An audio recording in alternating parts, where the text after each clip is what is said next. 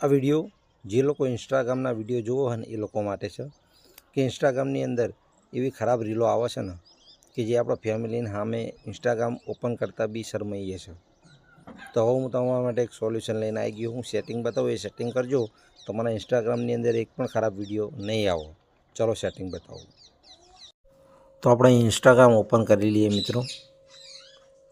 પછી ઉપરની સાઈડમાં 3 લીટી છે આડી, એના પર ક્લિક કરવાનું.